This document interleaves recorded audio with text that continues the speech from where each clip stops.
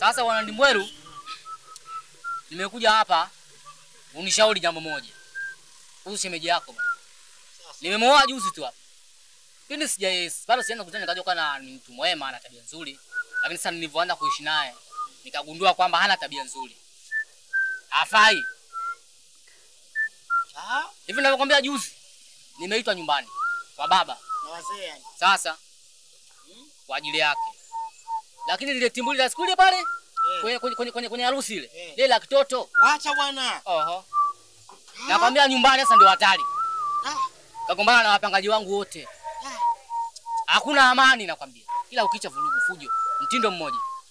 Sasa nikaona si vibaya nje kuuliza rafiki yangu kuomba ushauri, wenda utanishauri kitu. Unajua. So mbwembwe. Unajua mimi ni mtu hivi. Ni mtu kunyoosha.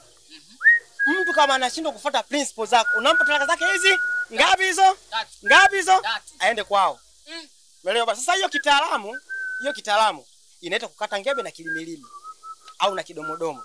Ukizuia wewe kukumbwa na kihelehele ambacho kitukufanya uwe na stress, uwe na mawazo, mwisho wa siku Mungu anakupenda zaidi, unakufa. Kweli.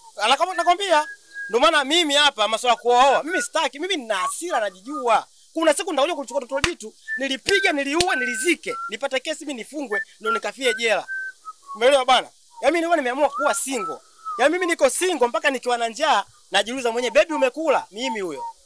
Sitaki masuala mimi, sitaki kwa sababu najijua nitakuja kuliua toto la jitu, nipate kesi. Mimi sitaki masuala ya kesi.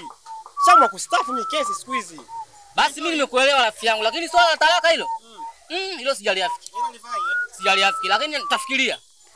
Wewe fikiria ila yakikukuta majambo mengine ndio utakuja kuelewa.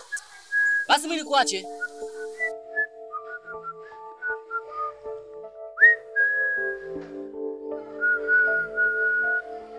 Niko single, na enjoy. Nikitaka kwenda kidimbwi, nakwenda.